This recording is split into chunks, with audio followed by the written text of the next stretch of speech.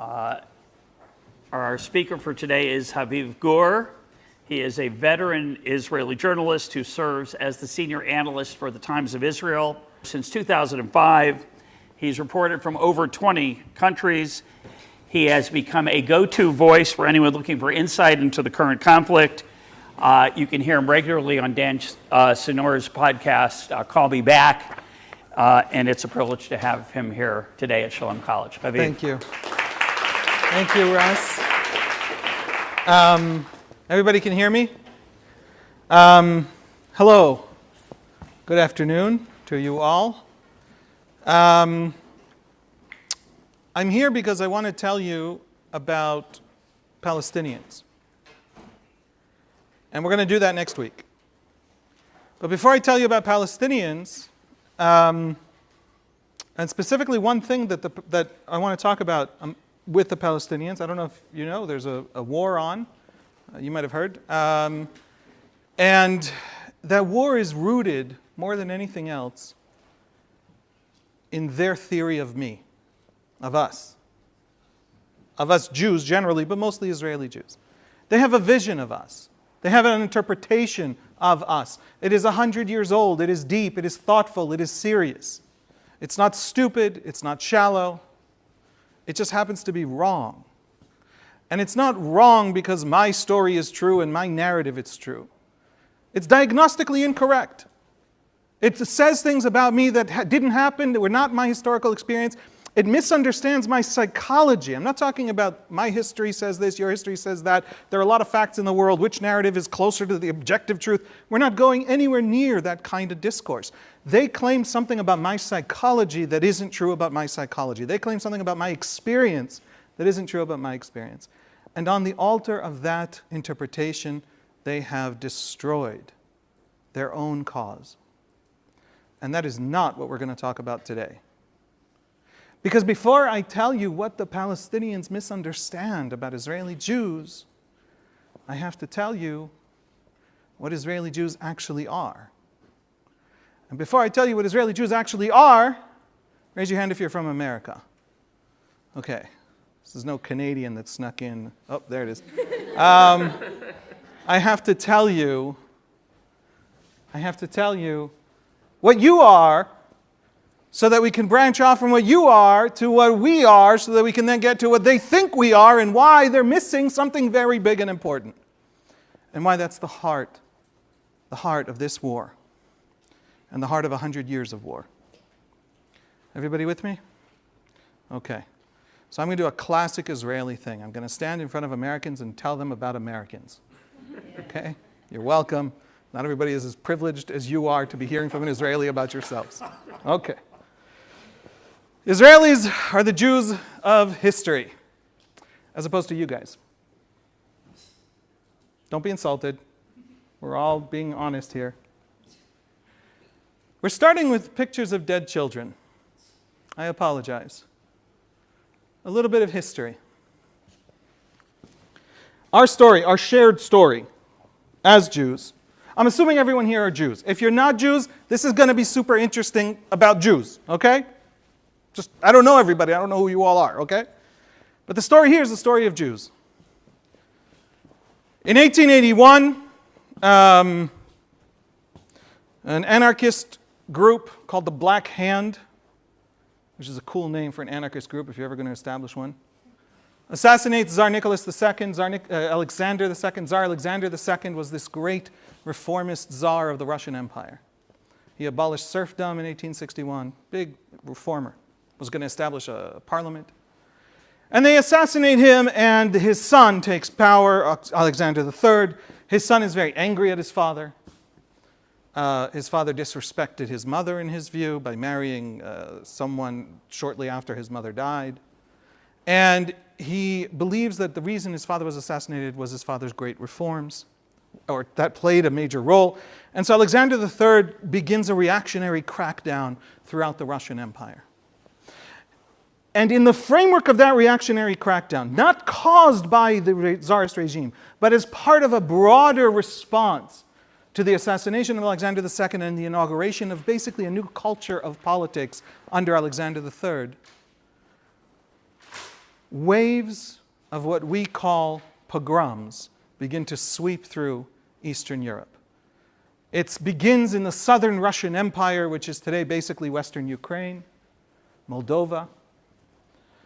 Jews all through these vast lands face over the next 40 years just random groups of the public who walk into the streets, march through the streets screaming at Jews, find Jewish homes, burn those Jewish homes, drag Jews into the streets.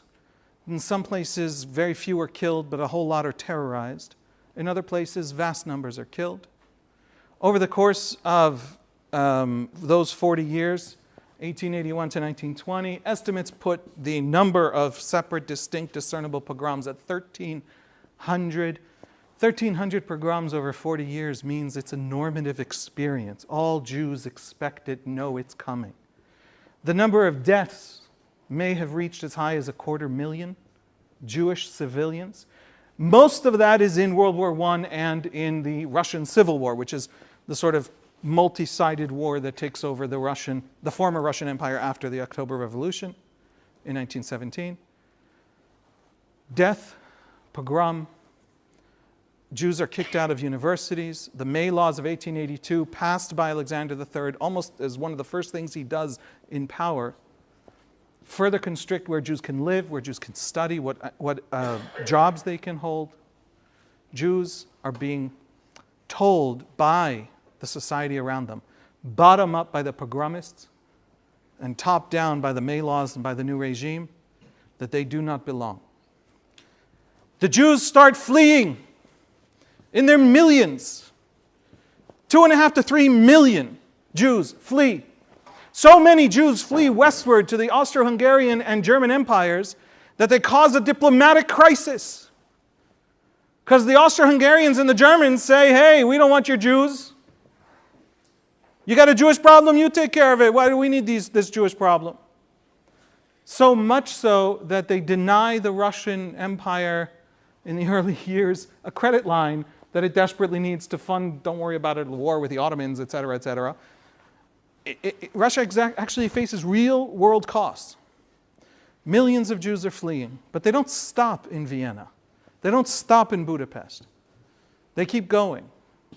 2.5 million of them get to America.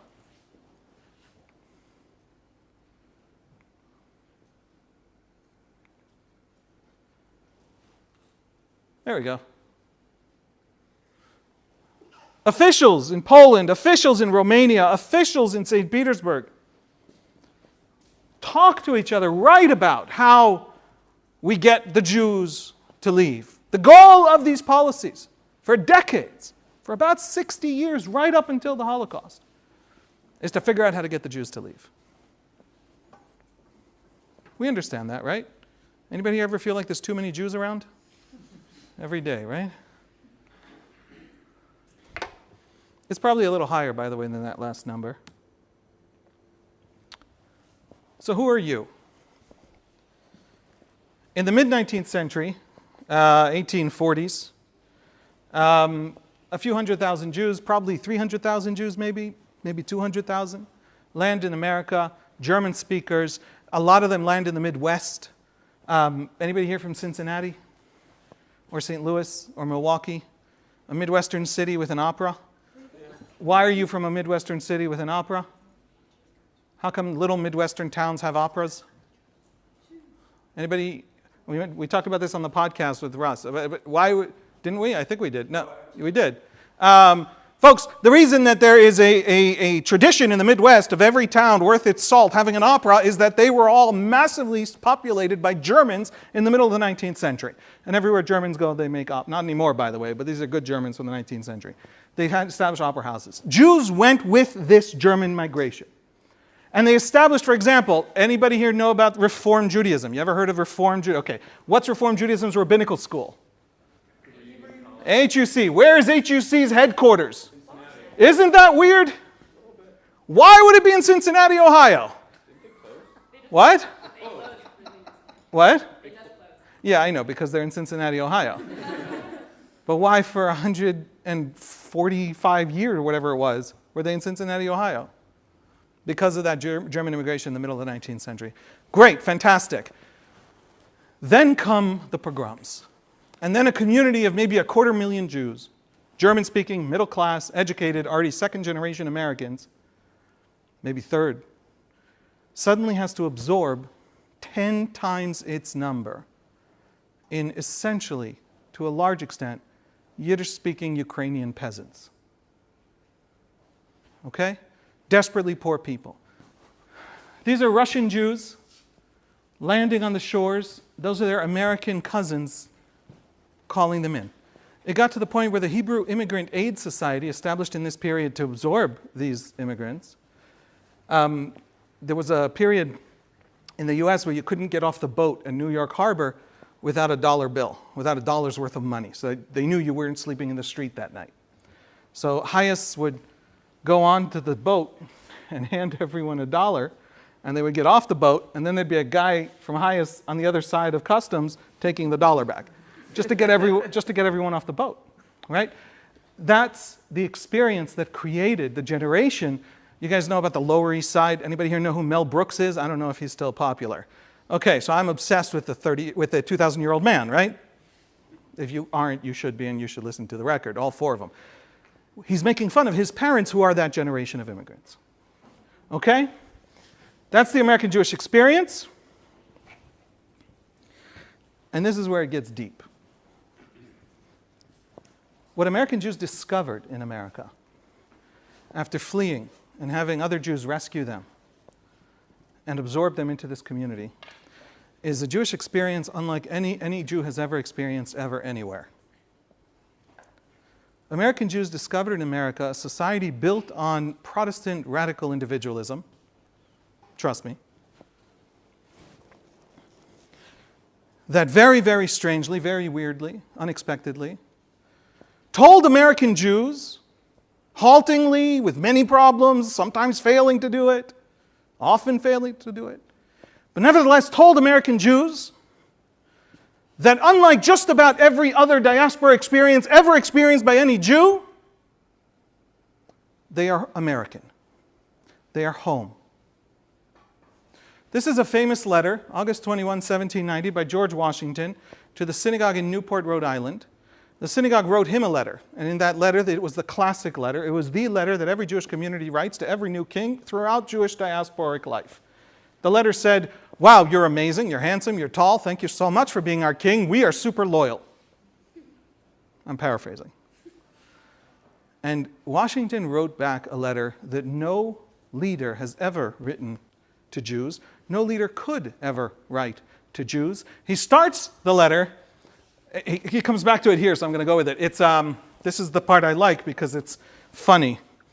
"It would be inconsistent with the frankness of my character, I'll be honest, not to avow that I'm pleased with your favorable opinion of my administration." What's he doing? He's making fun of them, I think. Don't tell anyone I said that. "And fervent wishes for my felicity." Now, maybe this is just gentlemanly politeness by a Virginia gentleman, but I also think that letter was a bit much, and he was a little bit offended by the outpouring of, what do you call it? What? The flattery. And he's saying that. And the reason I think he's saying that is this.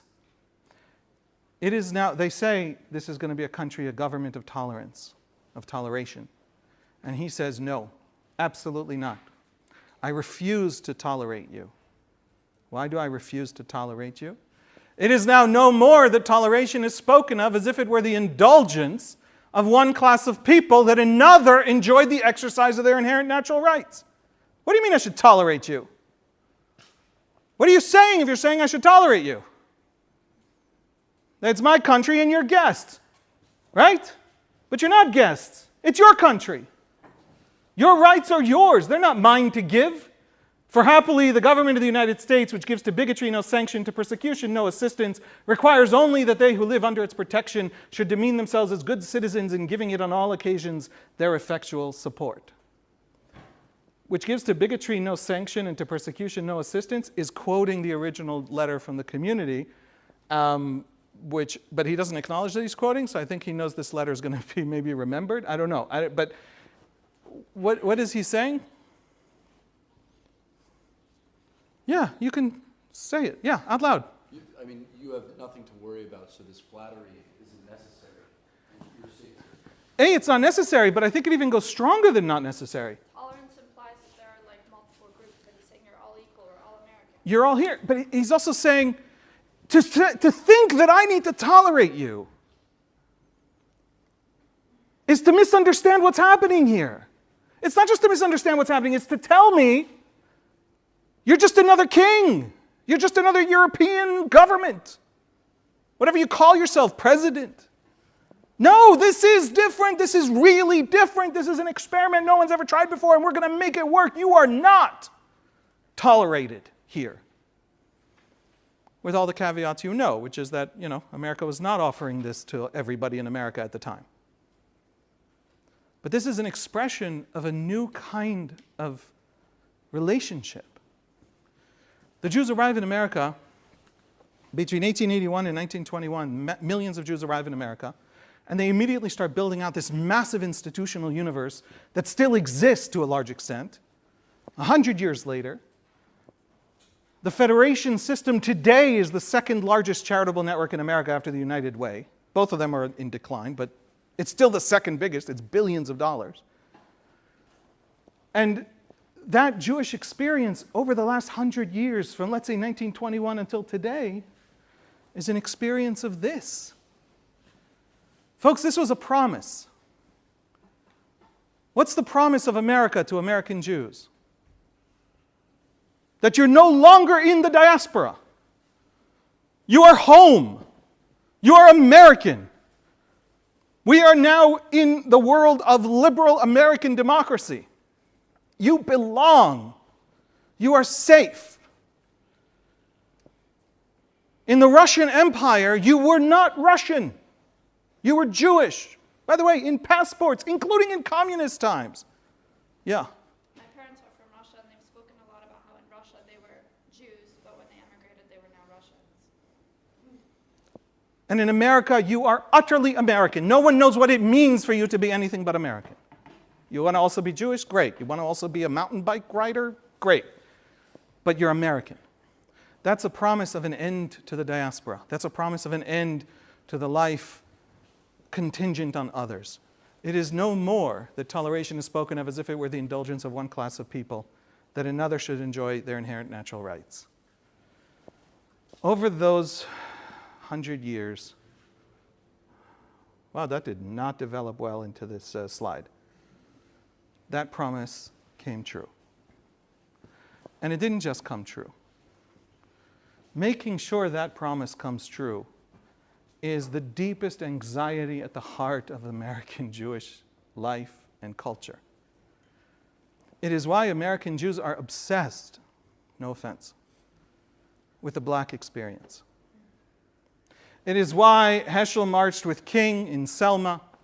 It is why the Civil Rights Bill of 1964, the first draft, was written in the Religious Action Center of the Reform Movement in Washington.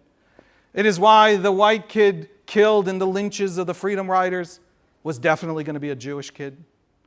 It is why the white people in the room at the founding of the NAACP were called Moskowitz. The Jews are obsessed with the black experience. Why? Connect the dots. It's similar to our own. Bigger than that. In other words, they have empathy. No. They do have empathy. Jews are amazing. But, no, it's bigger. Yes? If in the very country that you feel at home, they're treating another population like this, it's very easy to see things turning on you. What is America? Is America the liberal promise? It had better be. Because what if it isn't? And where has the American liberal promise always, generation after generation, gone to die? The black experience. Whither goes black America, there goes America itself, there go the Jews. Everybody with me? 87% of black Americans black voters voted Obama. And the second highest group at 84% were the Jews. This is true across generations because it is the litmus test of America. Folks, the promise of liberalism came true. You're always worried about it. You're always testing it. What's the trauma of the last 2 months for so many American Jews? Yeah. Failure of? Somehow, over on the liberal edge, illiberalism popped over and started talking to us about our being oppressors and our being, right? Somehow it came from it did a loop-de-loop. The illiberalism that might risk America not being what. And so folks, I went on a 10-day speaking tour in America. I came back 2 weeks ago. I have gone to 5 funerals. I have friends in the war. I have 2 brothers-in-law in the war in Gaza. I have to tell you, the American Jews I met were a lot more frightened than the Israeli Jews I left behind. The Israeli Jews feel like they have agency, strength, the ability to affect their world. American Jews are watching things happen that they don't understand and that risk everything, because everything is the American liberal promise. That's the homeland. It's not America. It's the America's liberal promise. Okay? You with me?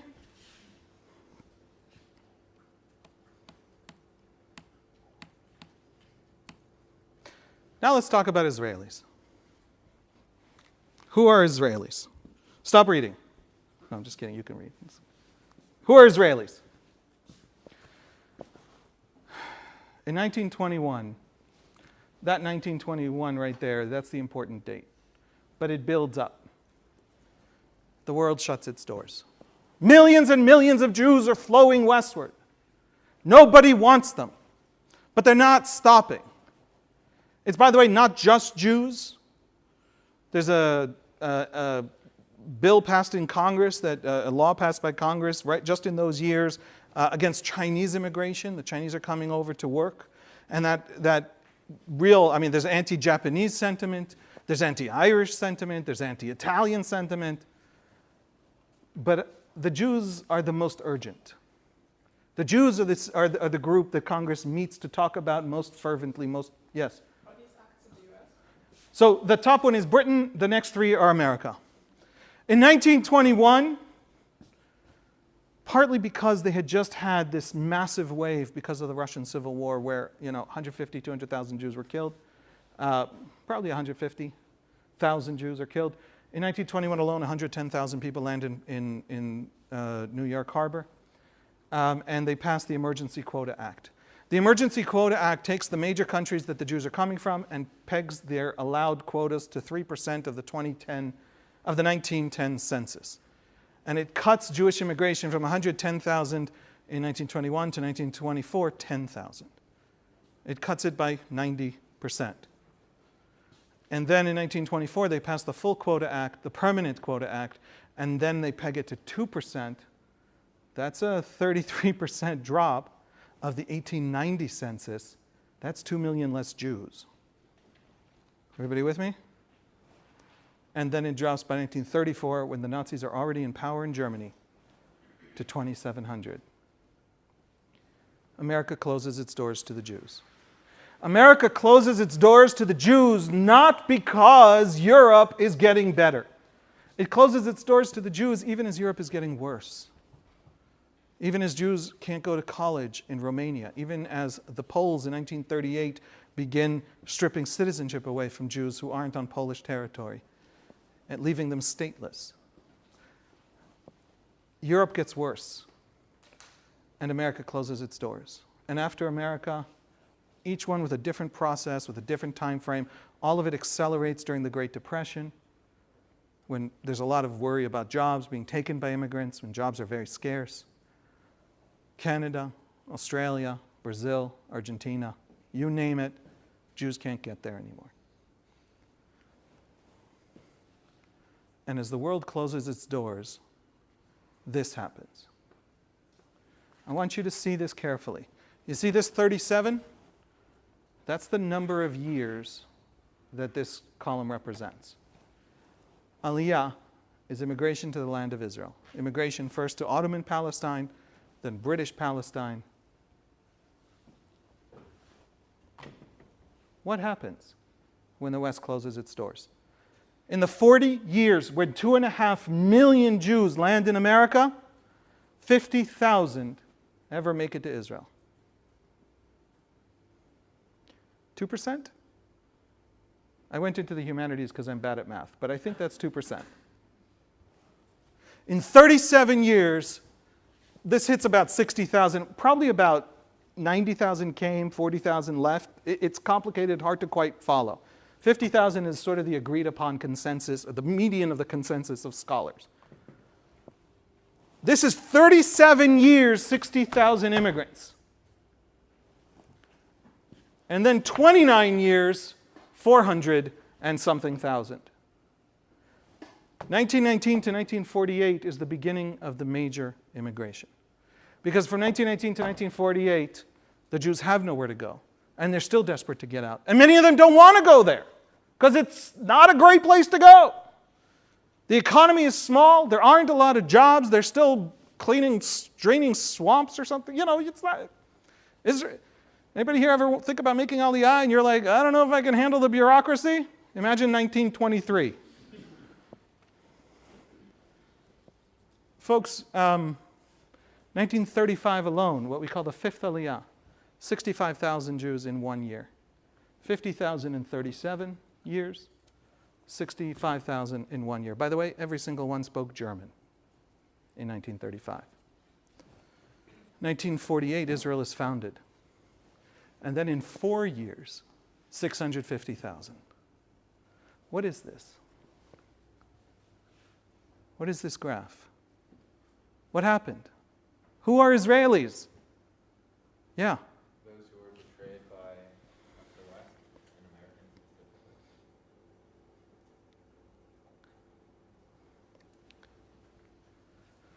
specifically. Welcome to Israel. Where are the other Jews? Where are the Jews who didn't get rescued by the West, who didn't get into America, who didn't get to sit in New York and worry about the Holocaust? Where are the Jews who went through it? You've heard about the Holocaust, so I'm just going to skip, okay?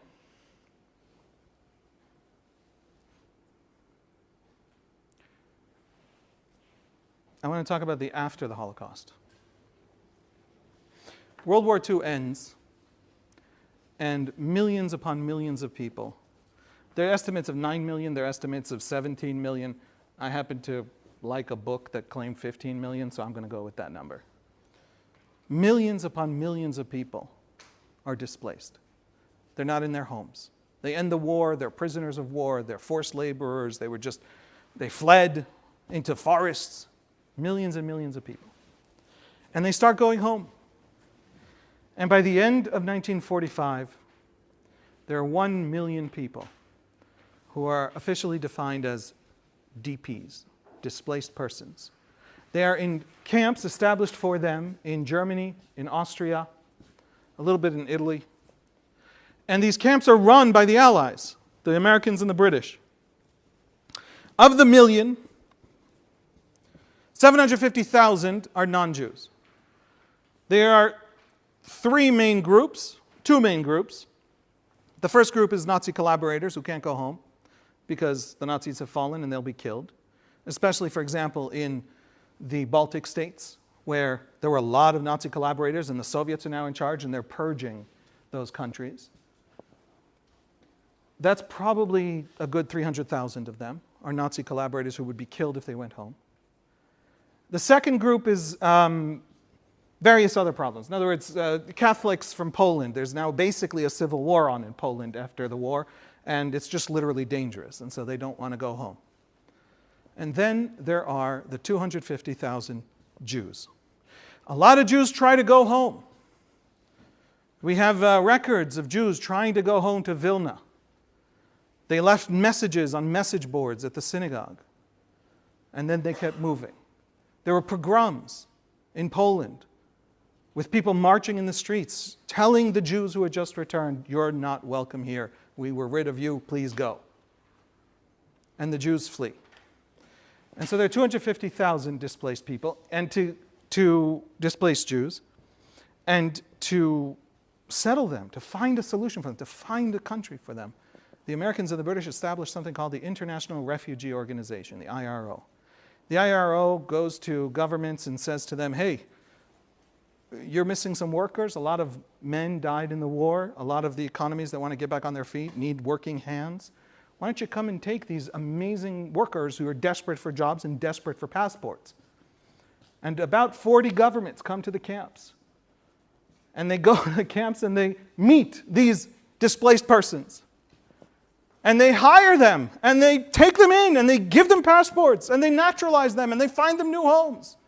Every last pro-Nazi collaborator is taken within months. They tend to be well-fed. They tend to have gotten through the war healthy. They tend to be Protestant. They tend to be blonde. They tend to be Lithuanian and Estonian. Sorry to get specific. And every last one is taken. And then the next wave takes, what are you going to do? You're left with the Polish Catholics. Every last one is taken. And then they wrap up and go home. And all the Jews remain. If you end 1946 in a DP camp, you're a Jew who knows that you are literally unwanted just for work by anyone on earth. Truman, in desperation in 1945, asks Congress to lift the quotas. The quotas are still in place. America knows everything about Auschwitz, and the quotas are still in place. Congress refuses. Truman sends a guy named Earl Harrison. He's the dean of the University of Pennsylvania Law School. Oh, I already said that. In 1946, these are the immigration quotas. That's, by the way, how you do Jewish immigration, because there's no category Jew in American law. So you do by country of origin, and this way you keep them out. That's total from those countries. The Harrison Report. That's the first page of the Harrison Report. Earl Harrison goes to the camps, and he meets the Jews, and he writes a report. Among the things he says in the report, the Nazi guards, we stopped the extermination. That's a big deal, not a small thing. But they're still living in Dachau and Buchenwald and Bergen-Belsen. They're still living in those areas, in those camps. And yes, they have food. And you know what? They've opened 70 newspapers. Not by 1945, but by 1946. And soccer leagues. But they're still living in the camps without citizenship and without being allowed to go anywhere. And the Nazi guards, Harrison says, are replaced by RGIs, holding them in. That's Harrison's report to Truman. He goes to one camp and he gives a survey. And in the survey, he wants to find out where the Jews want to go. So he says, please list the top 5 places you want to go in the world. Not because he can send them there, but because it's good information to know when you're starting to negotiate. And in this particular place, 90% write Palestine on the first line. And then 90% write Palestine on the second line.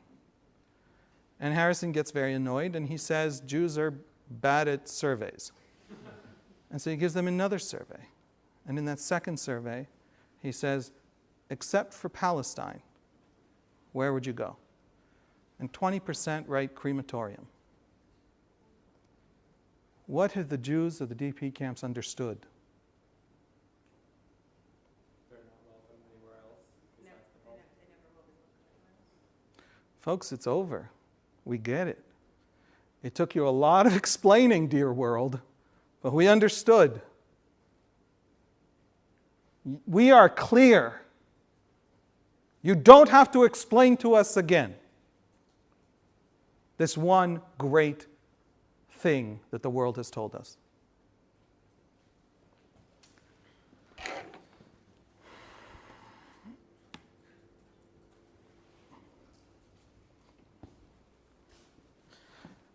And all of that is to say that what Israelis are refugees.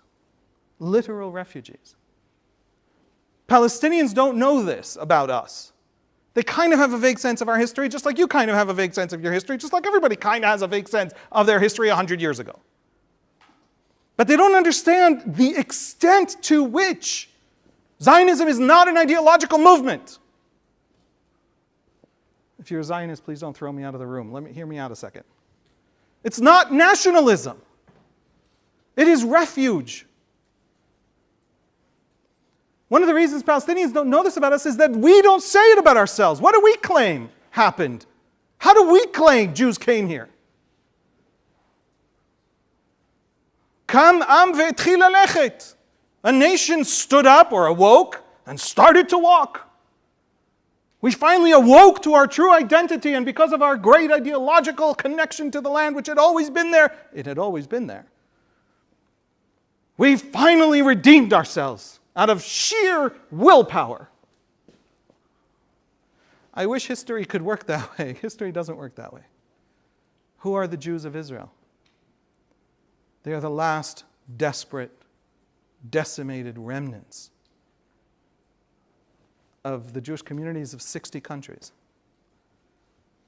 And I'll tell you a secret, don't tell anyone outside this room, except for whoever watches this on video. You can tell them. That's Zionism. It's okay that we're refugees, that we're rescue, that it's a project of rescue and not a national movement, because it's a deep project of rescue. That's Herzl. Herzl is that. Herzl is Zionism as rescue. Zionism is not a national movement, it's something bigger. And I'm going to try and say what it is, on one leg, as the Talmud says. What is Zionism, in fact, in truth? You ready? This is it. This is the secret of Zionism. If the non-Jews are watching, I hope they're not taking notes. All right, here we go. Zionism is a sociological analysis of modernity. Zionism says, obviously I'm paraphrasing and simplifying cartoonishly, I apologize. Zionism says the world is changing in the 19th century, profoundly. Industrialization, urbanization, people are living differently. At the beginning of the 19th century, you were living on a small farm in Bavaria in a village of 150 people you know. By the end of the 19th century, or even by the middle of the 19th century, you are living as an ant in the world's first apartment building in the heart of industrializing Frankfurt, with a single bathroom at the end of the hall for 25 families. That experience that people literally went through, that jarring, society-shattering, family-shattering, economy-changing, identity-shattering experience of industrialization, which, by the way, created communism, created the theory and the response and the social movements. That is changing how people think of themselves and their identities. People are organizing themselves out of small identities, maybe religious identities, and into new kinds of what scholars sometimes call mass societies. What's a mass society? I'm going to throw at you a jumble of words. Don't worry about it. Look them up on Wikipedia if they're exciting. Mass societies are societies of people you don't know, but you're part of. What is a German? I used to come from this village in Bavaria. I used to know what I am. I'm this guy from there. I used to have my own separate little accent. What's a German? Who are the Germans? I haven't met the Germans. Have you met the Germans? Not a German, the Germans. The Germans are an imagined national community. Imagine doesn't mean they don't exist. Imagine means they exist profoundly in our heads, right? Like armies don't actually exist. They are an agreement of a bunch of people to behave a certain way. Like money doesn't actually exist. It's an agreement of a bunch of people to behave. Everybody with me? These new mass societies are not interpersonal. They are imagined. They are huge. And they develop ideologies of nationalism in the 19th century that try and argue that they are deeply and profoundly not only real, but also organic, biological. Tribe. And in this world of new mass societies, in this shift from small agrarian, maybe religious identities to mass national identities of people I don't know, they develop these ideologies of nationalism that try and police the boundaries of these identities to firm them up and make sure that they stay strong. Everybody with me, or has this gotten really boring? Okay, here's Herzl's argument. You ready? This is why he's Herzl. It's not just Herzl, but let's just pin all of it on Herzl for the moment. We think, we Europeans in the late 19th century, that these new nationalisms are building up into a new liberal world. There are parliaments in more places than there were before. There's science in more ways than there ever has been before. People are figuring out subatomic particles. That's new. That's cool. We think we're in this age of progress and liberalism and rights and the expansion of the Jewish experience. What's the Jewish experience of emancipation? It's that I can leave the ghettoized existence of the East and I can move to Berlin and I can become part, Moses Mendelssohn, part of the intellectual elites of Berlin. I can live Albert Einstein's life, at least the first part of his life. Right? This new liberalism is a good thing. We're good. We found the solution to the Jewish problem. And what does Herzl say? What does Herzl say, guys?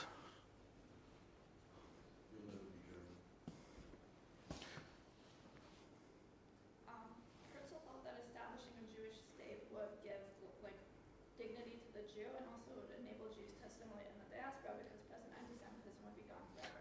But why can't they just assimilate without a Jewish state? What's the problem with this new mass society? Yeah. They just, you'll never stop being a Jew to them, so you can't be German. Folks, take time at some point in your life to read Mein Kampf, to read the Nazis on the Jews. It's the most extreme version of this problem, but it's so clear at the extreme. What's the Nazi problem with the Jews? Yeah. They're racially different. That's not the Nazi problem with the Jews. That's the Nazi problem with everybody. Right?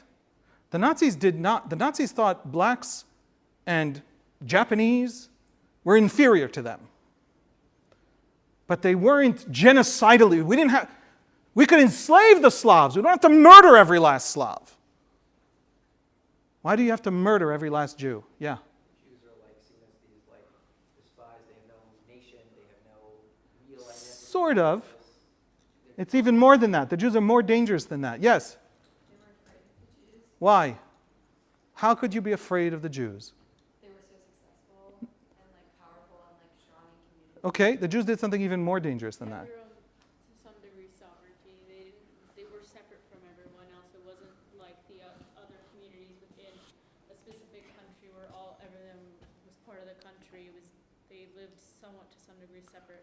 Which creates otherness. And folks, the Nazi fear of the Jews was that the Jews were a threat to Germanness. If Germanness is tribal and blood and ancient and biological, and we can measure it by testing your skull, and a Jew in the morning can be a German, and in the evening a Jew.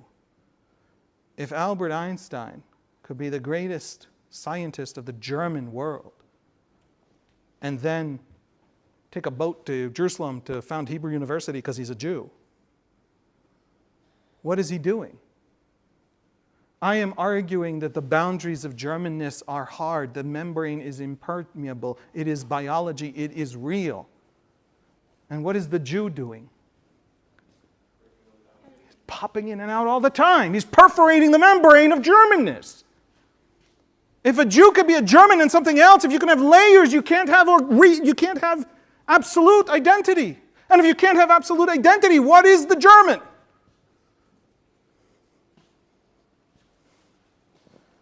The Jews endanger Germanness. Blacks don't do that.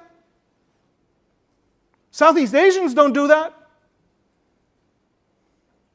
And so the Jews have to actually be destroyed. Herzl doesn't imagine the Holocaust, but he does imagine catastrophe. This is from his diaries. It's in, by the way, a fundraising meeting with the Rothschilds. Okay, so fundraising meetings always go slightly differently from regular conversation. But still, He says to them, they're going to come for us. There's going to be a catastrophe. The catastrophe is the word he uses. That's his word. Will it be a revolutionary expropriation from below? Who's he talking about? Communists. Or a reactionary confiscation from above. Will they chase us away? Will they kill us? I have a fair idea. It will take all these forms and others. This new liberal modernizing Europe cannot contain us. By the way, not just us. It can't contain any minorities. It's not a theory of Jews. It's a theory of modernization. And therefore, the only option we have is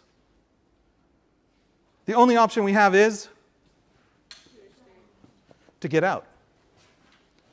And therefore, it's worth considering, he didn't want it, but it's worth considering Uganda, by which he actually meant a part of Kenya today, but that's not the point. Why? Because we have to get the Jews out. A catastrophe is coming.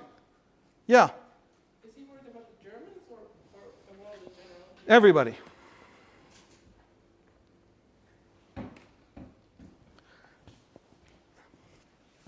Those DPs,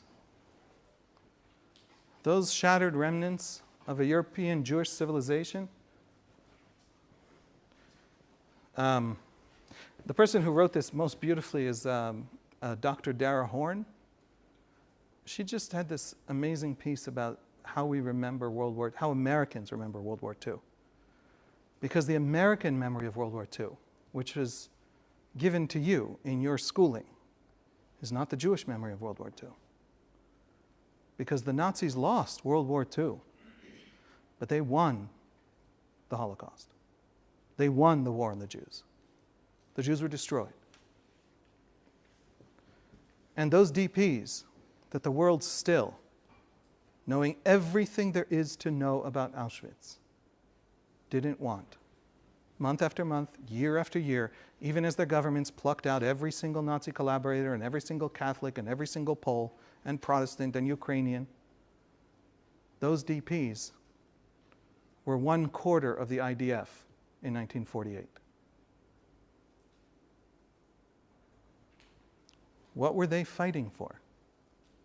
What did they understand? I don't like ideologies and I don't like elites, because they tend to usually be talking about themselves instead of talking about substance. But go to the ordinary experience of ordinary people. Go to 250,000 DPs who finally land in Israel. When do the DP camps empty out? When do the DP camps finally empty out? That wasn't a rhetorical question. 1948, May. When does Congress update the quotas? June. Exactly. When 2/3 of the DPs are already gone to Israel, then Congress is, in that month, then Congress is willing to consider taking some in. And by the way, the numbers are still very low.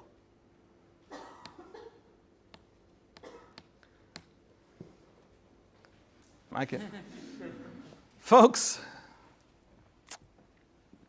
welcome to Israel. Who are we?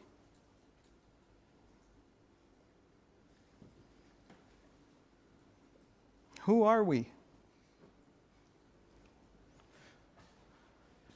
Immediately after 48, the same thing that happened to Europe happened in the Arab world.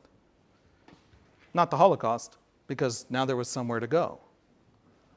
Immediately after 1948, hundreds of thousands of Jews flee the Arab world. Baghdad is almost 25% Jewish in 1930. New York City is about 12% Jewish. And it's Jewish. Imagine how Jewish Baghdad must have felt. In 1952, Baghdad was basically 0% Jewish. Who are we? We are the refugees. We are the Jews who went through history. We are the remnants. How did we respond to that history? You responded to American liberalism's promise coming true by becoming the most liberal people to have ever existed, probably. Maybe college campuses now are beating you a little, I don't know. Depends what liberal means. Not that, I agree. You're still liberal, they're not. Who are we? How do we respond to the 20th century? Hamas thinks that it's going to massacre our children and we're going to run away. And I've had a lot of conversations with Palestinians, and I've written a lot of pieces that were translated into Arabic, for what it's worth, about how we don't know how to run away. You can't get rid of us the way the Algerians terrorized the French out of Algeria. Why? Nowhere else to go is the thing everybody's learning to say now. But I don't just mean we don't have somewhere to go. All we are, what it is to be us, is to be the Jew with nowhere else to go. Hamas committed 24 Kishinevs on October 7th. And what happened to the Jews? Everything got simple. Everything got clear. Everybody unified. Everything else quieted down. Oh, this. We know what this is. This is everything we are. We constructed a society for that.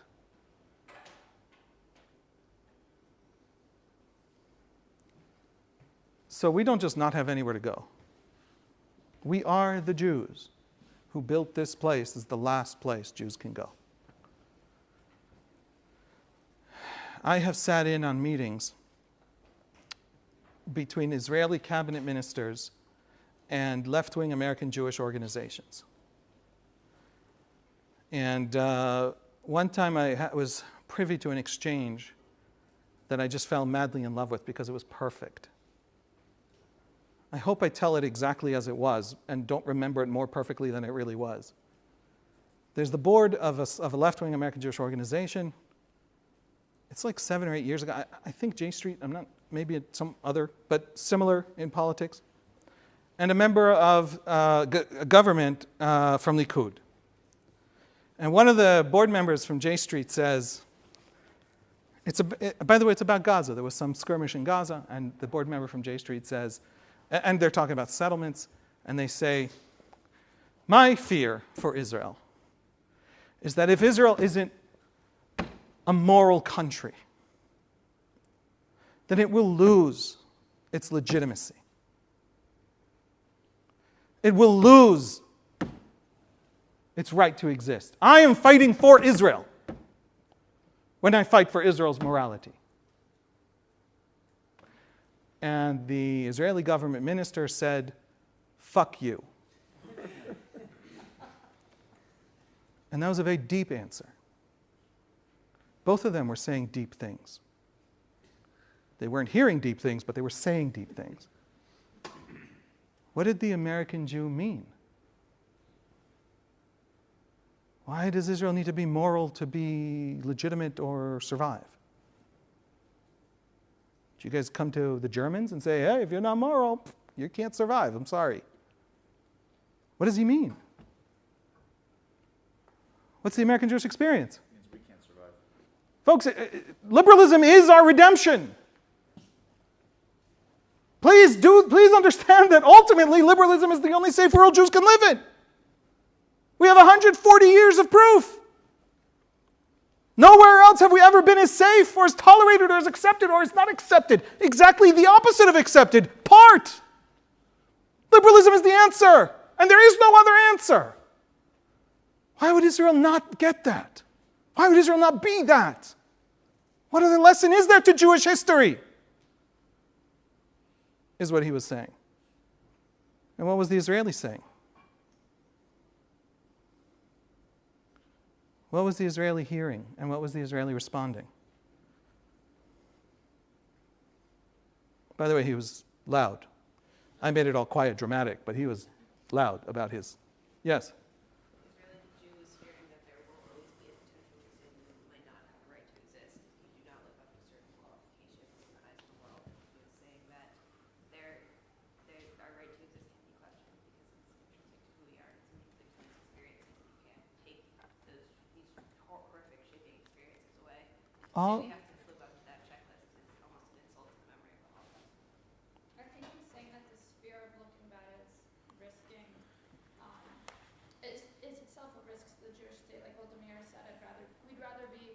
alive with a bad reputation and dead in pity.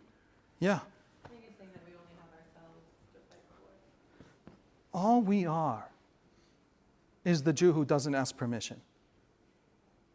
You do not ask permission to live. Because when you do, you're eventually going to find someone who says no. That's all we are. I'm illegitimate if I'm immoral? You started campaigning for the dismantling of America after Vietnam? What does that even mean? Can you imagine a more genocidal statement than I'm illegitimate if I'm immoral? Are humans illegitimate if they misbehave? Does anybody demand of Germany that it stop existing? To an Israeli, can you say something more anti-Semitic?